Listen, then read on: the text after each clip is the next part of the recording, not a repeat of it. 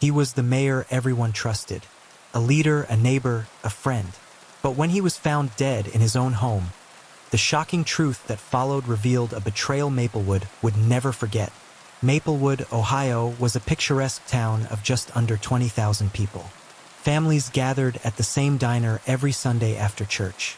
Kids biked through quiet streets in the summer. It was the kind of place where the biggest news of the week was the high school football game. At the center of it all was Mayor Thomas Whitaker.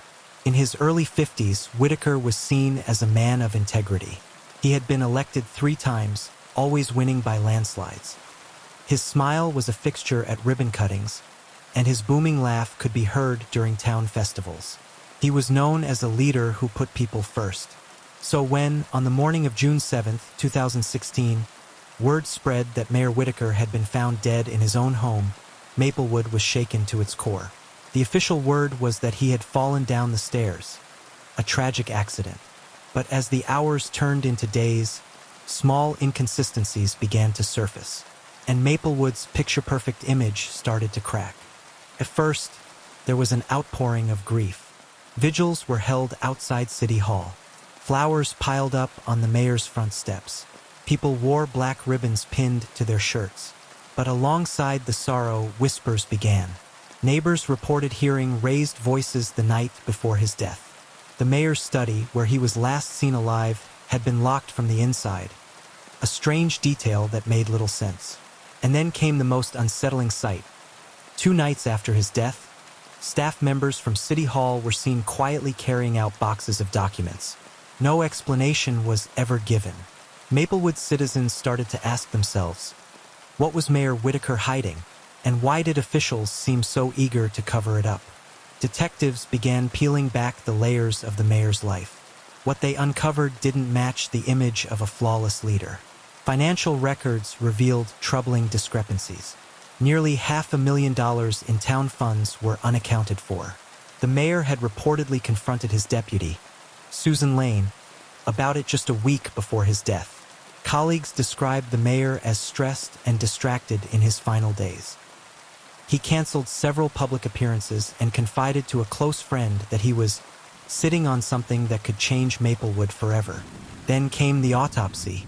Though the official story was that he had slipped and fallen, the medical examiner found bruises on his wrists, the kind consistent with being grabbed. His head injury didn't fully align with a fall down the stairs. It looked more like he had been pushed.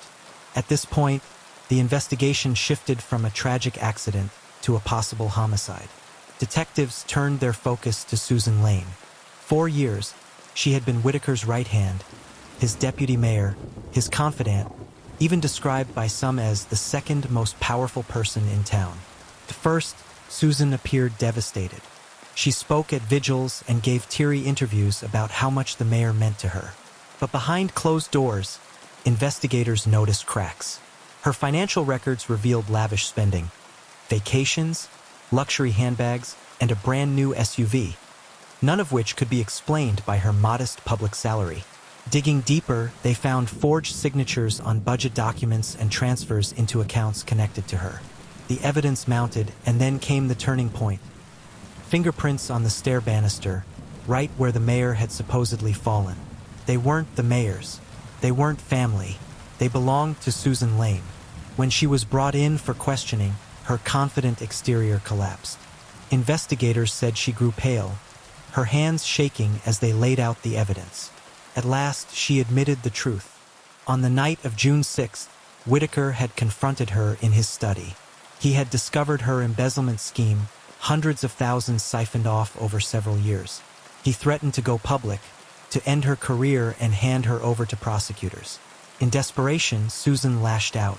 She shoved him during their heated argument. He tumbled down the stairs, his neck snapping instantly. Panicked, Susan staged the scene to look like an accident, locked the study door behind her, and went home, hoping the story of a tragic fall would end the matter. But she underestimated the determination of investigators and the cracks in her own story. Susan Lane was arrested and charged with second-degree murder and fraud. In court, she tried to argue it was a mistake, that she never meant to kill him, but the jury didn't buy it. She was sentenced to 35 years in prison, with no possibility of parole for at least 20. For Maplewood, the trial was devastating. The man they trusted most had been taken not by fate, but by the ambition and greed of someone they trusted almost as much. The town still bears the scars of betrayal. To this day, many say Maplewood lost more than just a mayor. It lost its innocence. Mayor Thomas Whitaker's story is a chilling reminder. Sometimes the people we put on pedestals, the ones we believe in most, are the very ones hiding the darkest secrets.